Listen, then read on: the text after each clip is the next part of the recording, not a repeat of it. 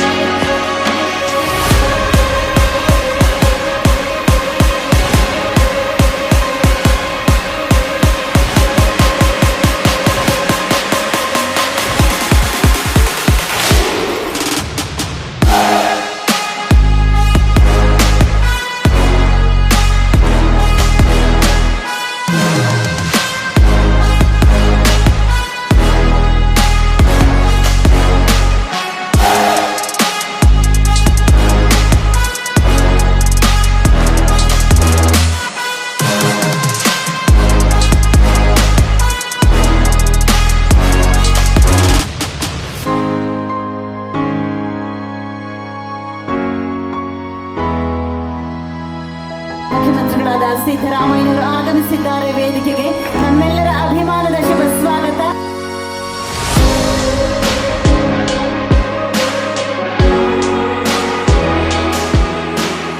ನಾವು ಕರ್ನಾಟಕದ ಕಲೆ, ಸಾಹಿತ್ಯ, ಸಂಸ್ಕೃತಿ, ಜನಪದ ವೈವಿಧ್ಯತೆಗಳನ್ನು ಅತ್ಯಂತ ಹೆಮ್ಮೆ ಅಭಿಮಾನಿಗಳಿಂದ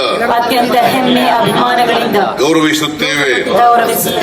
ನಾವು ಸದಾ ನೆಲ, ಜಲ, ಭಾಷೆ ಮತ್ತು ಕನ್ನಡದ ಅಸ್ಮಿತೆಯನ್ನು ಗೌರವಿಸುತ್ತಾ ಒಂದಾಗಿ ಬಾಳುತ್ತೇವೆ ಎಂದು ಪ್ರತಿಜ್ಞೆ ಮಾಡುತ್ತಿದ್ದೇವೆ. ರಾಜ್ಯದಲ್ಲಿ ಅನೇಕ ಕಾರ್ಯಕ್ರಮಗಳನ್ನ ನಮ್ಮ ಸಾಹಿತ್ಯಕ್ಕೆ ಸಂಬಂಧಪಟ್ಟಂತೆ, ಕಲೆಗೆ ಸಂಬಂಧಪಟ್ಟಂತೆ, ಭಾಷೆಗೆ ಸಂಬಂಧಪಟ್ಟಂತೆ, ಸಂಸ್ಕೃತಿಗೆ ಸಂಬಂಧಪಟ್ಟಂತೆ, ಪರಂಪರೆಗೆ ಸಂಬಂಧಪಟ್ಟಂತೆ ಇವೆಲ್ಲವನ್ನು ಕೂಡ ಮಾಡಿ ಜನರನ್ನ ಮತ್ತೆ ಮತ್ತೆ ಜಾಗೃತಿಗೊಳಿಸ್ತಕ್ಕಂಥ ಕೆಲಸವನ್ನ ಮಾಡ್ತಕ್ಕಂಥದ್ದು. ಅದರಿಂದ ನೀವು ಎಲ್ಲರೂ ಇರಿ, ಹೇಗಾದ್ರೂ ಇರಿ, ಆದ್ರೆ ಕನ್ನಡಿಗರಾಗಿರ್ತಕ್ಕಂಥದ್ದೆಲ್ಲ ಮರಿಬೇಡಿ. ಮೈಸೂರು ಭಾಗದ ಜನರು ಹೇಳಿದ್ರು ಮೈಸೂರು ರಾಜ್ಯನೇ ಇರ್ಲಿ ಅಂತ. ಆದ್ರೆ ದೇವರಾಜ ಅರಸರು ಅಂದ್ರು ಇದು ಮೈಸೂರು ರಾಜ್ಯ ಅನ್ನೋದಕ್ಕಿಂತ ಕರ್ನಾಟಕ ರಾಜ್ಯ ಅಂತ ಹೆಸರಿಟ್ರೆ ಈ ದೇಶ ಅಲ್ಲ, ಈ ದೇಶಗಳ ಬೇರೆ ಜಗತ್ತಿನೊಳಗೆ ಇದು ಪ್ರಸಿದ್ಧ ಆಗತ್ತೆ. ಅದಕ್ಕೆ ಕರ್ನಾಟಕ ಅಂತ ಹೆಸರಿಡೋಣ ಅಂತಂದು ಅವತ್ತ ಕರ್ನಾಟಕ ಒಂದು ಹೆಸರಿಟ್ರು.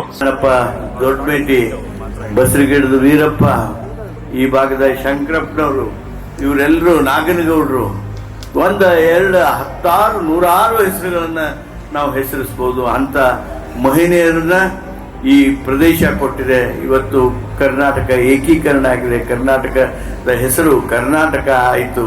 ಹೆಸರು ಕರ್ನಾಟಕ ಆಯಿತು, ಉಸಿರು ಕನ್ನಡ ಆಗ್ಲೇಬೇಕು.